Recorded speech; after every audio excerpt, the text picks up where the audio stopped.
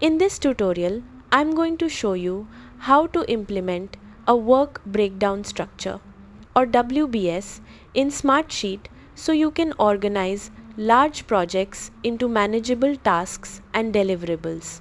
First, open your Smartsheet project sheet and create a list of all major project phases or deliverables. These will serve as your parent tasks in the work breakdown structure. Next, add the detailed tasks that belong under each major deliverable. These will become your child tasks and represent the actual work required to complete the project. Once your task list is ready, arrange the rows so that each group of child tasks sits directly below its parent task. Now, select the child task rows and click the indent button in the toolbar. This will nest those tasks under the parent row and create a clear hierarchy within the sheet. Repeat this process for each project phase until your entire project is organized into logical sections and subsections.